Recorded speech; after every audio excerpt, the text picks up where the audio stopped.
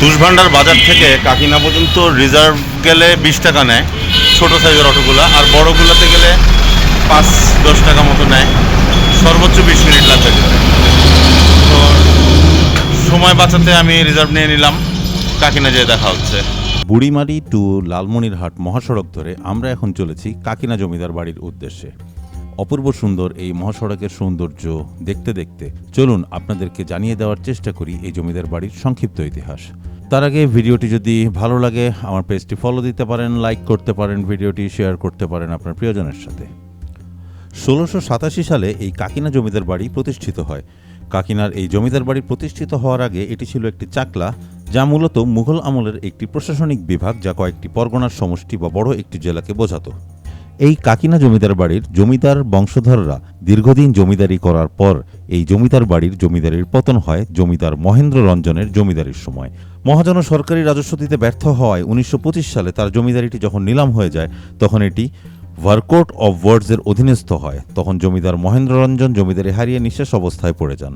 জমিদার মহেন্দ্র রঞ্জনের জমিদারির অবশিষ্ট বংশধর পরে ইসলাম ধর্ম গ্রহণ করেন।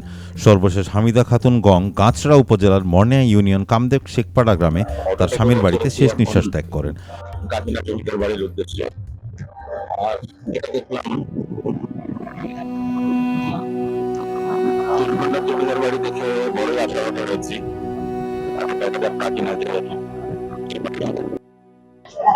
কাকিনা রাজবাড়ির সামনে থেকে সবাইকে আবারও স্বাগত জানাচ্ছি।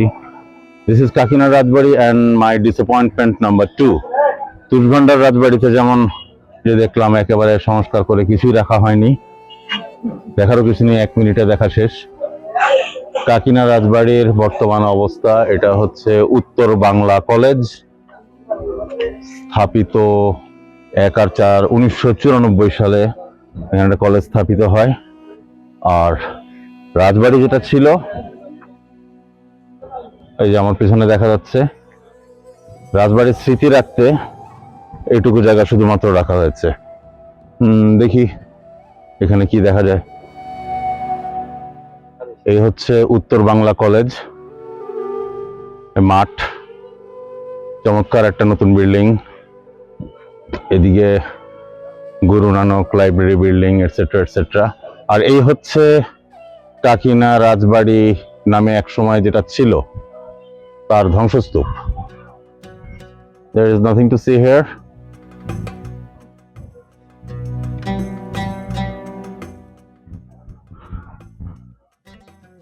ভেতরে ঢোকার তো প্রশ্নই ওঠে না, কোনো উপায়ও নাই। এই যে দেখা যাচ্ছে ধ্বংসস্তূপে পরিণত হওয়া এই বাড়িটাতে ওঠার কোনো পথও পেলাম না, তাই সাহসও করলাম না। যেহেতু আমি একা, কোনো কিছু ঘটে গেলে দেখবার কেউ থাকবে না তাই। তবে লোকাল কিছু ভাই ব্রাদার এখানে ছিলেন, তারা বললেন যে এই যে এইটা দিয়ে বলে ভিতরে যাওয়া যায়, যদিও সেটা আমি সমীচীন মনে করিনি দেখে যাইনি। কাকিনা বাজার কাকিনা রাজবাড়ির থেকেও ব্যর্থ মনোরথে বেরিয়ে যাচ্ছি। এরপরে হারানো মসজিদ, নিদারিয়া মসজিদ।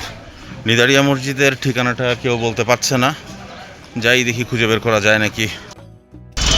তুষভান্ডার এবং কাকিনা জমিদার বাড়ি দুটো দেখার পরে এখন আমি কাকিনা 0 পয়েন্ট থেকে যাচ্ছি নিদারিয়া মসজিদ এবং হারানো মসজিদ দুটো খুঁজতে। জানি না পাবো নাকি। তো লোকাল একটা অটো নিয়েছি, অটোটা ওখানে দাঁড়িয়ে আছে, প্যাসেঞ্জার আমি একাই, 20 কিলো রাস্তা, 50 টাকা ভাড়া। তো একা যে নিশ্চয়ই তার পোষাবে না, এই কারণে সে আরও কিছু লোকের জন্য অপেক্ষা করছে।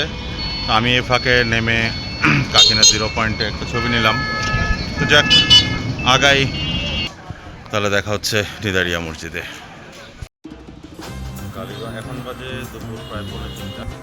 বলছি নিদারিয়া মসজিদের উদ্দেশ্যে আছে, একটু পরে আপনাদেরকে দেখানোর চেষ্টা করবো। সেটা 10 একর 56 শতক জমি আছে। মনসুর খাঁ কর্তৃক মসজিদটি নির্মাণ করা হয়। এই মসজিদটি নিদারিয়া মসজিদ, এর নামকরণ নিয়ে একটা মজার কথা প্রচলিত আছে।